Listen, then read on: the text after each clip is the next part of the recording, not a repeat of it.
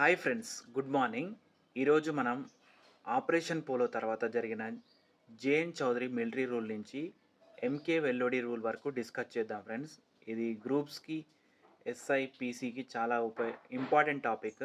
So let us start friends.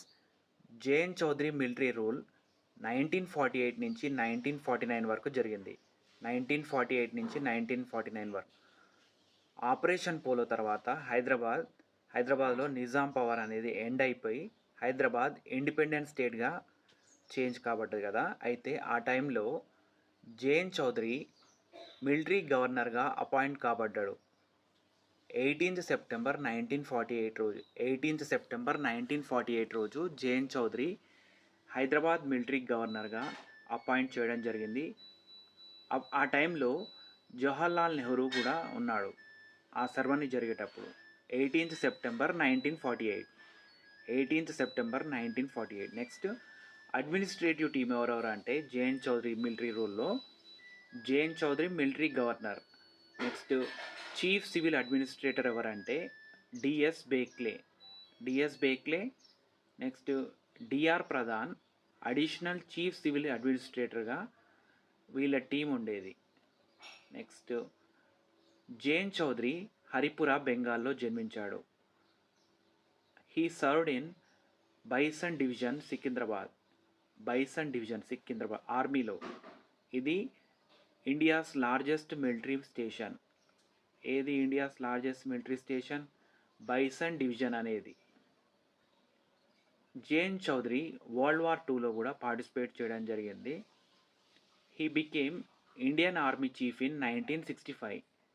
Indo Pakistan war జరిగినప్పుడు 1965లో Indo Pakistan war జరిగినప్పుడు జేఎన్ చౌదరి ఇండియన్ ఆర్మీ చీఫ్గా కూడా కావడం జరిగింది.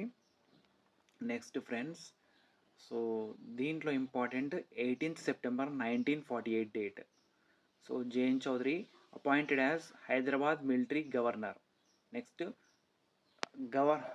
మిలిటరీ గవర్నర్ అయిన తర్వాత జేఎన్ చౌదరి ఒక ఫర్మానా రిలీజ్ చేస్తాడు. ఏంటిదంటే అది చెప్తాను.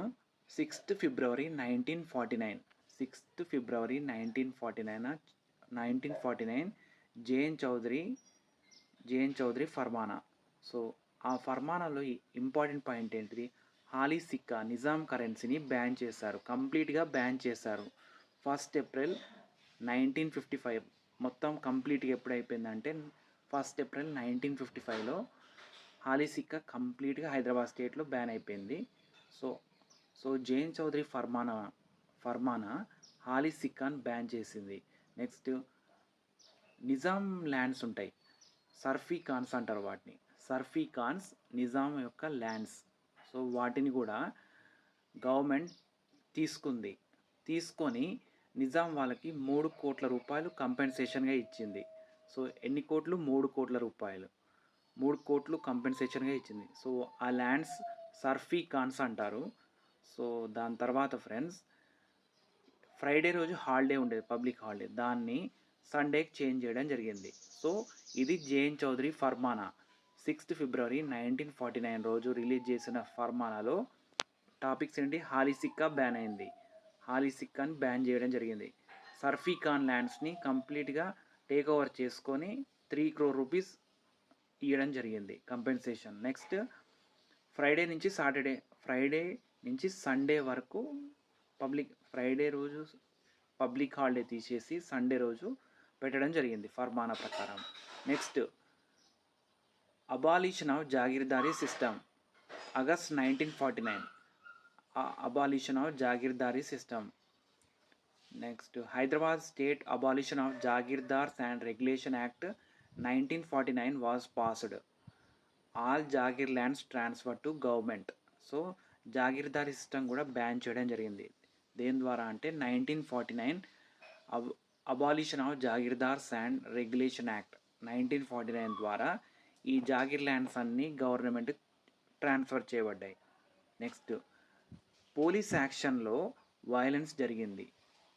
కమ్యూనిస్టు, ముస్లిమ్స్ చాలా ఇండిస్క్రిమినేట్ అటాక్స్ చేయబడ్డాయి వాళ్ళ మీద. చాలామంది కమ్యూనిస్టులు, ముస్లింలు చనిపోవడం జరిగింది. అయితే జర్నలిస్ట్ యూనిస్ సలీం అనే ఒక జర్నలిస్ట్ ఈ రిపోర్ట్ నెహ్రూకి సబ్మిట్ చేశాడు. ఏ రిపోర్టు? ఇట్లా అటాక్స్ జరిగినాయని పోలీస్ యాక్షన్‌లో. సో, అప్పుడు ఏమైందంటే జవహర్లాల్ నెహ్రూ ఒక కమిటీని ఏర్పాటు చేయడం జరిగింది. ఆ కమిటీ ఏందంటే సుందర్లాల్ కమిటీ. 1949లో సుందర్లాల్ కమిటీ. ఈ కమిటీ ఎవరు? జవహర్లాల్ నెహ్రూ అపాయింట్ చేయడం జరిగింది. ఎందుకంటే యూనిస్ సలీం అనే ఒక రిపోర్టర్ ఈ వైలెన్స్ గురించి చెప్పాడు కదా! అందుకు ఆ కమిటీ సుందర్లాల్ కమిటీ అపాయింట్ చేయడం జరిగింది. దీన్ని it is formed by Jawaharlal Nehru October 1949. దీంట్లో మెంబర్స్ ఎవరంటే పండిత్ సుందర్లాల్, చైర్మన్ సుందర్లాలే, కాజీ అబ్దుల్ గాఫర్, మౌలానా అబ్దుల్ మిస్రీ. ఈ 3 మెంబర్స్ దీంట్లో ఉన్న వ్యక్తులు. సుందర్లాల్ కమిటీలో ఉన్న వ్యక్తులు సుందర్లాల్, పండిత్ సుందర్లాల్, కాజీ అబ్దుల్ గాఫర్, మౌలానా అబ్దుల్ మిస్రీ, వీళ్ళు ముగ్గురు. నెక్స్ట్ ఇన్వెస్టిగేషన్ అనేది 29th నవంబర్ 1949 రోజు స్టార్ట్ అయింది. కంప్లీషన్ ఏమో 21st డిసెంబర్ రోజు కంప్లీట్ అయిపోయింది. సో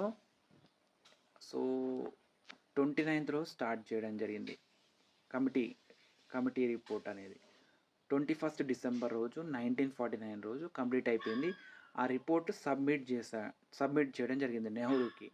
సో ఆ రిపోర్ట్లో ఏముందంటే 40,000 పీపుల్ చనిపోయారంట పోలీస్ యాక్షన్ తర్వాత. 40,000 మంది చనిపోవడం వల్ల దీనిపైన యాక్షన్ తీసుకున్నారు. అయితే ఈ రిపోర్ట్ అనేది గవర్నమెంట్ రిపోర్ట్ రిలీజ్ చేయలేదు.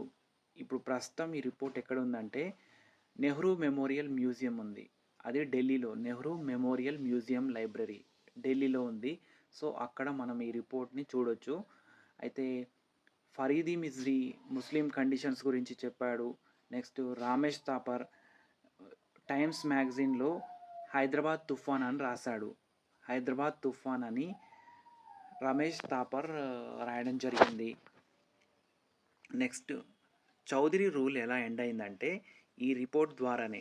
ఏ రిపోర్ట్? సుందర్లాల్ కమిటీ రిపోర్ట్ ఇచ్చిన 21st డిసెంబర్ 1949 రోజు సబ్మిట్ చేసిన రిపోర్ట్ ద్వారానే జేఎన్ చౌదరిని రిమూవ్ చేశారు. Central government JN Chaudhuri military గవర్నర్గా రిమూవ్ చేయడం జరిగింది. మరి రిమూవ్ చేసి ఏం చేశారంటే ఎంకే వెల్లోడి అంటే ముల్లాత కడింగి వెల్లోడి మెనన్. ఇతను ఐసిఎస్ ఆఫీసర్, కేరళ యొక్క ఐసిఎస్ ఆఫీసర్. ఇతన్ని చీఫ్ మినిస్టర్గా అపాయింట్ చేశారు. ఎలక్ట్ కాదు, అపాయింట్మెంట్ ఓన్లీ. అపాయింట్ చేయడం. So who is first appointed chief minister of Hyderabad state? MK Vellodi. So ఇతని టెన్యూర్ 26th జనవరి 1950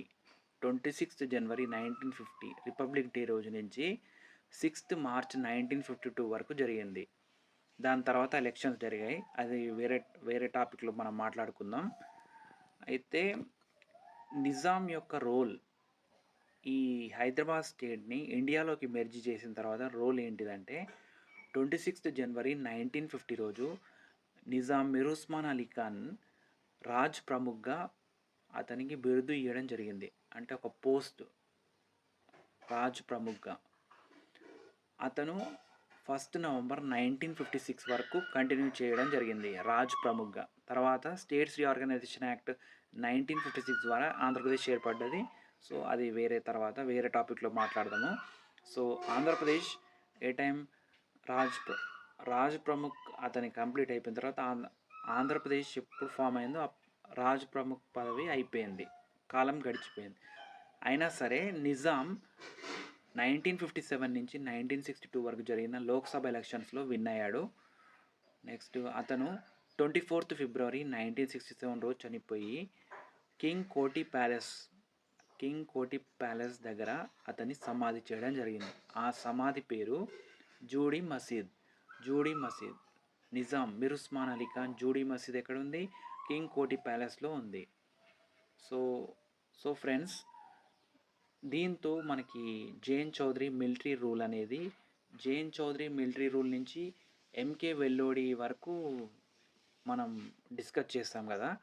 సో ఫ్రెండ్స్, నెక్స్ట్ మనం ఏపీ ఎలా ఫామ్ అయింది, ఫస్ట్ ఎలక్టెడ్ చీఫ్ మినిస్టర్ ఎవరు, ఇవన్నీ వేరే టాపిక్లో మాట్లాడదాం.